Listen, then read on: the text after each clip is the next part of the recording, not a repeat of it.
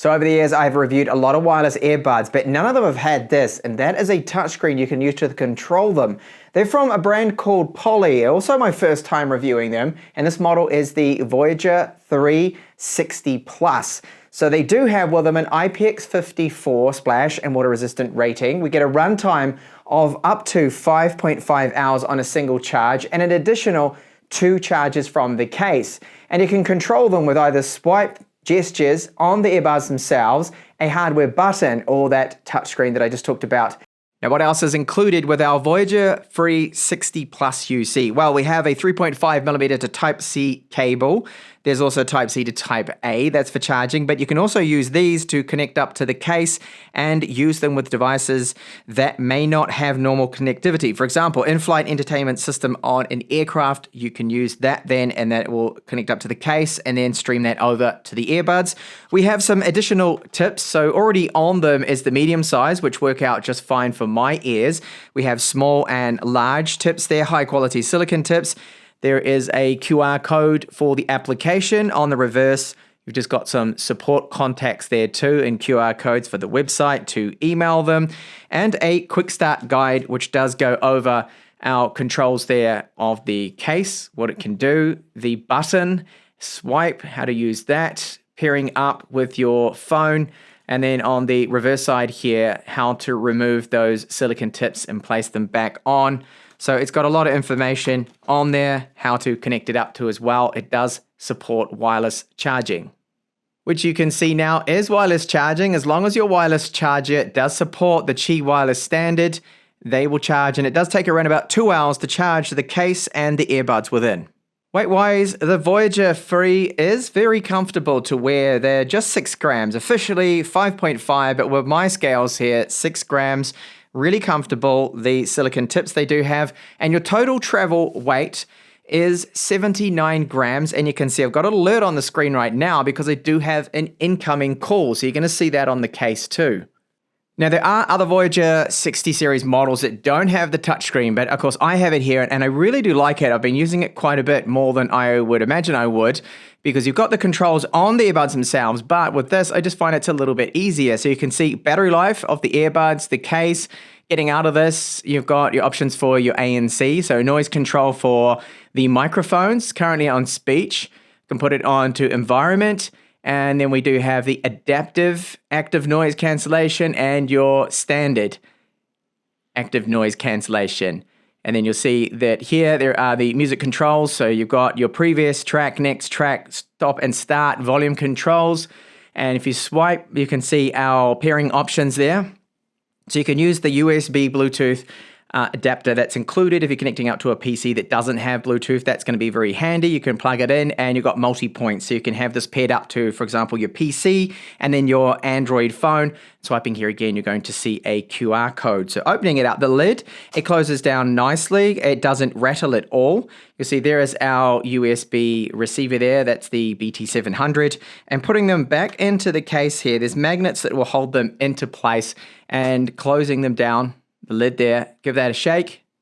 It passes my test. I just hate it when they rattle, and this one does not rattle at all. So it's a strong magnet that keeps them in place there.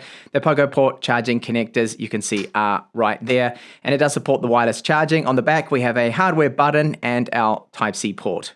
And looking at our earbuds now, you can see we have a hardware button. Now, I do like this. I think it's great for start and stop with your music. You can also swipe on this side here too for various other controls.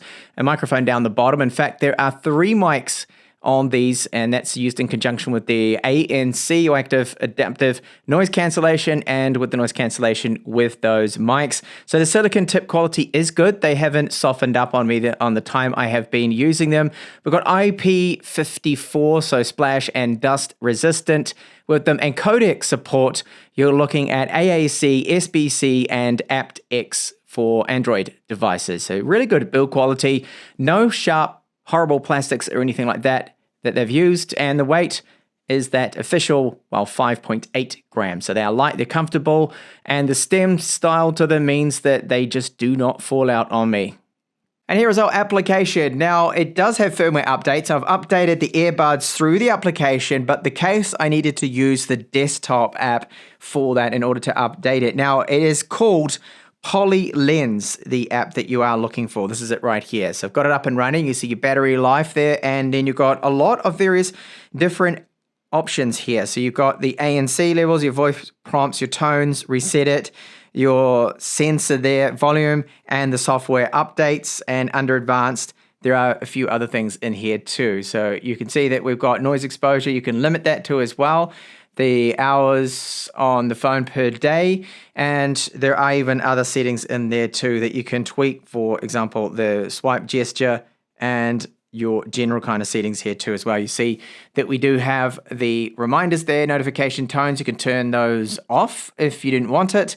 And the incoming calls just to ring once, and your equalizer. This is probably the only reason a lot of people go in here just to tweak a few things. So the equalizer by default is the bass, and that's what I originally first reviewed it as. And I think most people would probably like this and keep it on that one. But you do have, you can see other options. So you've got the flat and the bright there, just the three options. But with any good music player, as you see now, of course, I'm going to be using one which is called Power Amp. You'll be able to go and tweak that anyway. Which brings me on to, of course, how do they sound now? Very good. These Poly Voyager 360 plus UCs, I think, sound really good. Now, with the default tune, which is that bass one, yes, definitely you can hear that powerful bass. Now, they don't distort, they don't clip, they don't interfere with the mids, and it pumps out some really good bass. I find it to be a little overpowering, so I went back and used the flat equalizer, and then I just left it at that just to hear what they kind of sound like. Now, I really do like the way the vocals sound. Mids are good. My only point of criticism, and this is probably because I've been using now a lot of earbuds that are, the dynamic driver and then using a balanced armatures, I'm noticing the highs aren't quite as crisp and detailed as I would personally like, okay? But that is just the only point of criticism from me. They still are very good. They're not overly harsh. They're not too sharp. I just feel they just could have a little bit more detail to them, but that bass is definitely there.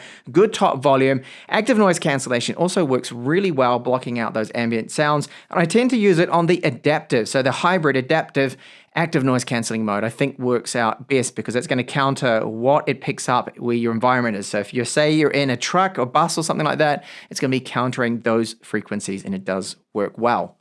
How about latency? So when I watch anything that's streaming apps, so Netflix, Amazon Prime Video, I'm not noticing it being out of sync with the actor's mouse, which can be very frustrating and annoying. It is using Bluetooth 5.3, and with my Samsung Galaxy S23 Ultra, it's not an issue. The only time where I will notice a little bit of a delay, that is gaming. It's just out by a split second. But for this kind of use, streaming video, they do work out just fine. My example now, so this is a recording of a voice call using them, and I have them set to the speech option. So they're optimizing my voice here to make it a little bit clearer, removing the background noise with the mic noise cancellation. So we do have the 3 mics in each of the earbuds, and I think they're doing an excellent job. So if you handle a lot of voice calls, these are going to work well because I think the quality here is good. You're clear, you can be understood, and that's what you want. So the comfort of wearing these is very good, easy to put onto my ears, and they connect up pretty much straight away, typical of Bluetooth 5.3. So I've had no issues with disconnections. Comfort of them is really good. They do not feel like they're going to come out on me. And for me, the favorite thing is the touch controls are really good. That actual push-in button, I like this. It's quite satisfying that it just works every single time. You can feel it click in because it's a hardware button, not capacitive touch. Then you've got the option for using the swipe area too. And I use the screen a lot more than I thought I would using this touch screen. It makes it really handy, especially when you're pairing them up with other devices. You've got that flexibility, of course, of say using your iPhone and your PC with the Bluetooth receiver being part of the case that you can slot it in there, really good. And you can use these, say, with in-flight entertainment on a plane. You just need to plug in the 3.5mm to Type-C into the case, and then it is going to transmit that then to these, which works out absolutely fine. Now, I haven't been on a flight yet to test it out, but I know it's going to work. I've tested this feature with some other earbuds out there, and I do find it to be really versatile, the options we get with them. Sound-wise, very good, powerful bass, good volume to them. The Voyager 3 here, the only thing of the 60 pluses that I can really criticize is their price point. Yes, they are expensive, but they give you that flexibility. You've got a lot of options with them, and the touchscreen, very versatile. So they're offering, yes, more than the competition there. So thank you so much for watching my video here of them. And I do hope to see you back in the next one. And I hope I'll be checking out more of Polly's audio tech because I'm really impressed with these.